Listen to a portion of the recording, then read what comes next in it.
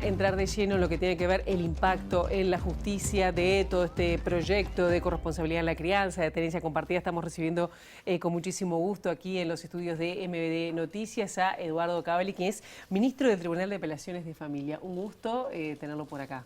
Muchísimas gracias por la invitación. Bueno, realmente queremos como desglosar un poco sobre esto, que este proyecto que se postergó ahora una semana por lo polémico, por las dudas que ha generado, por las reticencias de distintos puntos, pero ¿cuál es, digamos, el impacto rápido que puede tener en caso de aprobarse tal como está este proyecto de tenencia compartida en el momento que un juez tiene que decidir, bueno, el régimen de visitas y demás? Bien, francamente estamos preocupados por el impacto que pueda llegar a tener, aún con la mejor buena intención de agilizar los procesos.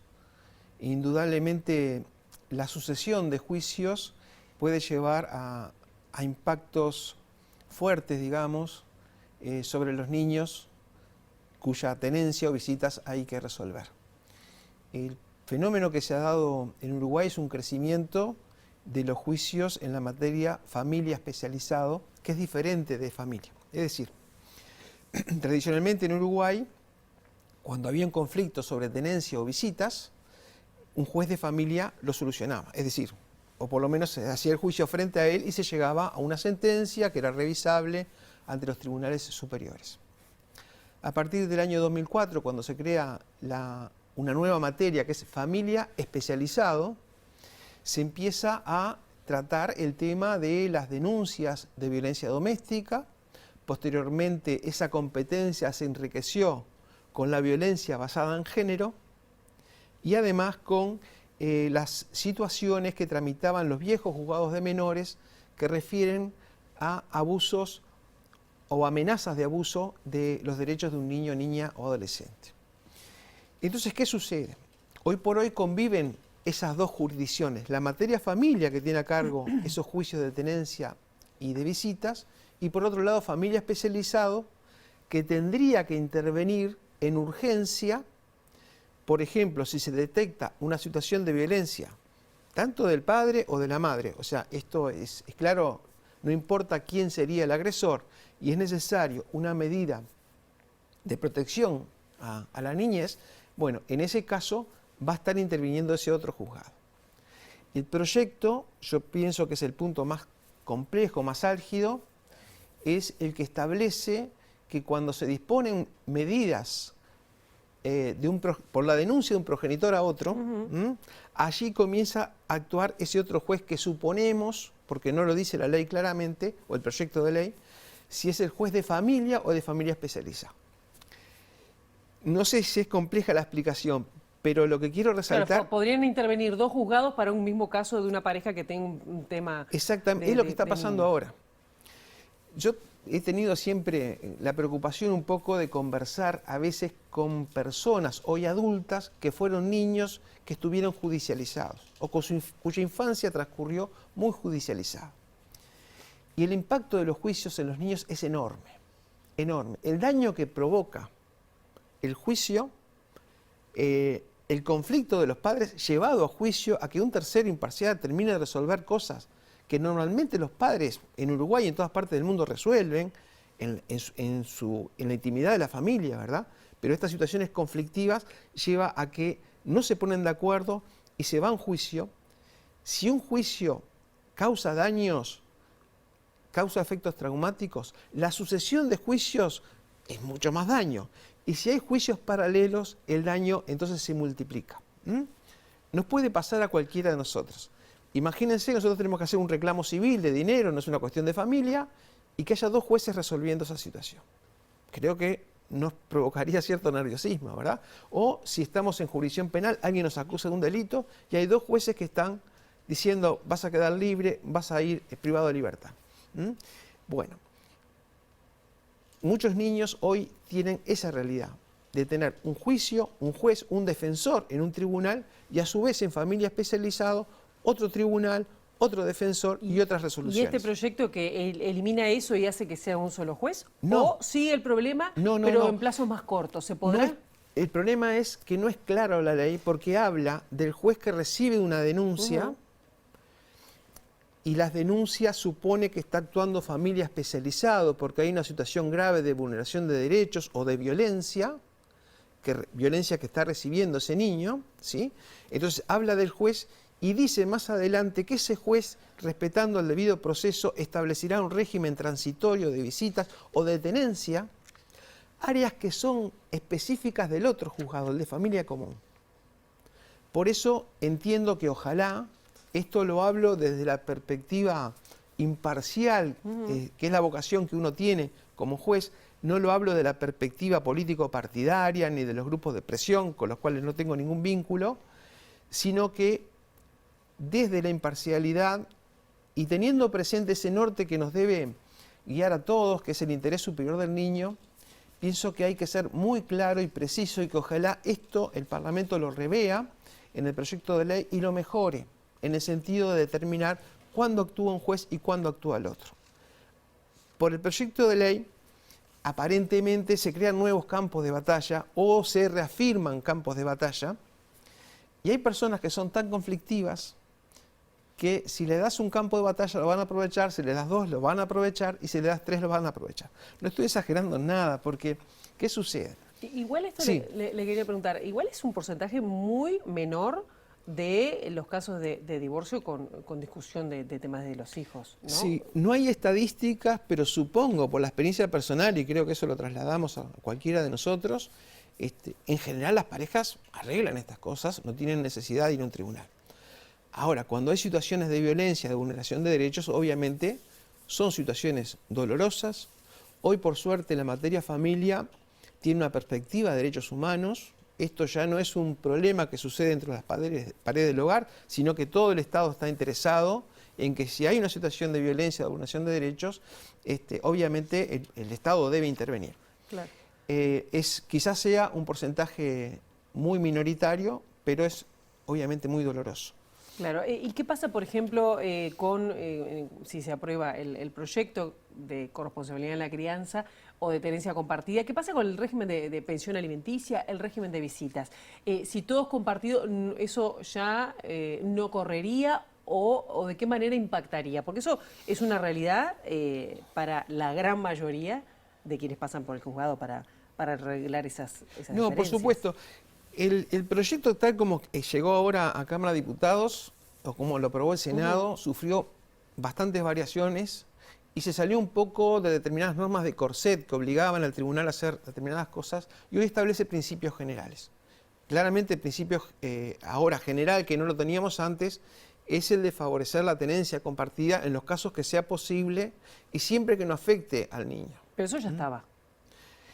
Sí, nosotros en el tribunal nuestro varias sentencias hemos decretado tenencia compartida porque a veces los niños los reclaman, los adolescentes los reclaman, a veces los adolescentes, como sabemos, hoy por hoy un adolescente tiene derecho a declarar frente al juez y vienen y nos dicen, sí, yo quiero estar tal tiempo con mi madre, tal tiempo con mi padre, y bueno, se soluciona y no hay problema. ¿Y qué pasa con la pensión y las visitas? Con la pensión, la ley expresamente establece de que el cambio de visitas no tiene vamos a decir, como consecuencia necesaria un cambio en la pensión alimenticia. Obviamente, el proyecto de ley, hablo de la ley como si estuviera aprobado, es en realidad el proyecto de ley, ¿verdad? Obviamente que después las pensiones alimenticias a lo largo de su vigencia pueden ser revisadas siempre y bueno, dependerá de cada caso concreto, ¿verdad? Pero no hay una norma que diga va a pasar esto o va a pasar lo otro. Igual se puede, a pesar de tener que tener esa compartida, las visitas y el régimen de pensión también se puede seguir, sí, en principio ejecutando. Podría, sí, por supuesto. Sí. En esto no hay nada fijo para siempre, digamos. Claro. ¿Qué pasa con los niños? Recién les decía el gran impacto. Esta ley, este proyecto que está, sería más complejo para la situación de los niños que se ven envueltos en este tipo de juicios. A mí me parece que cuando hablábamos hace un rato de los campos de batalla, me gustaría expresarlo un poco más y ya darte una respuesta. Es decir, ya tenemos el campo de batalla en familia común, donde se resuelve la tenencia, si va a ser compartida del papá o la mamá, en fin. las visitas, que obviamente se relacionan a la forma de hacer de la tenencia. Y por otro lado, cuando se detecta una situación de violencia o se dice que hay una situación de violencia, que hay que demostrar si esa violencia existe, puede haber una denuncia a familia especializado y tenemos un juzgado interviniendo. Ahora, ¿qué pasa? Puede suceder que tampoco alguien quede conforme con lo resuelto allí y como los juzgados de familia especializado tienen turnos semanales, nada impide, y de hecho ocurre, que a las 2 semanas, a las 3 semanas, yo comparezca nuevamente y presento otra denuncia. Por eso te decía de los 3 campos de batalla. Yo pienso que estaría muy bueno a ver si podemos precisar esto de que familia de urgencia interviene para, vamos a decir, ponerle límite a la situación de violencia, pero después estos asuntos se tienen que resolver en la materia familia común. Uh-huh.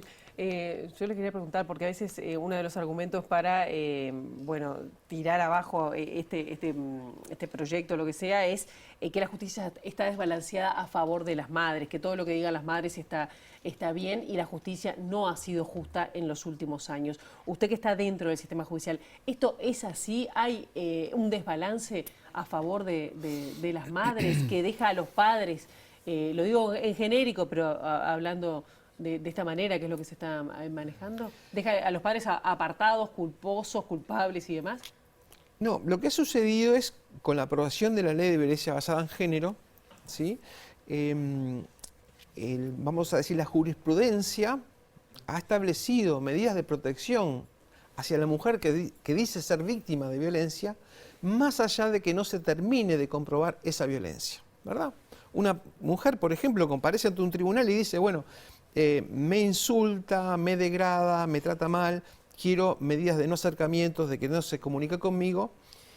Y la justicia uruguaya en general es muy proclive, porque la ley lo ordena que es así, porque tiene que haber medidas precautorias, ¿verdad?, a establecer medidas de protección.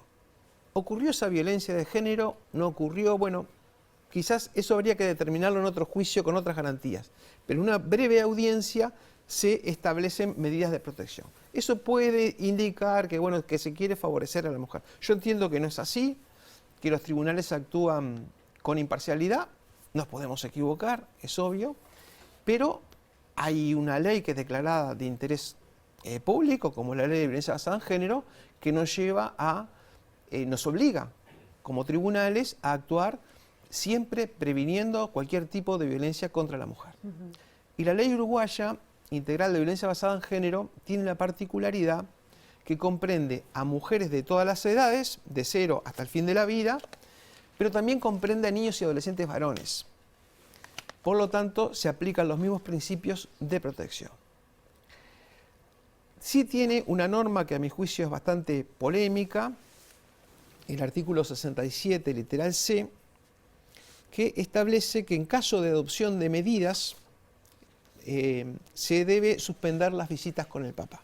Bueno, esta norma tiene este inconveniente. Creo que existe consenso en general de que si un niño está presenciando la violencia que sufre su madre, es tan víctima de la violencia como ella. Me parece que a esta altura de la civilización no puede haber dos discusiones. Un niño o una niña que está presenciando cómo se es violento con su madre, obviamente es víctima, es una experiencia espantosa para ese niño, traumática, y es víctima de esa violencia. ¿Dónde está el problema? El problema está que muchas veces se resuelve sobre la violencia de género sin saber realmente si hubo violencia de género. Entonces allí se crea un ruido. Uh-huh. Adoptamos medidas en precaución de los derechos de la mujer, está muy bien. Ahora, ¿esa violencia existió?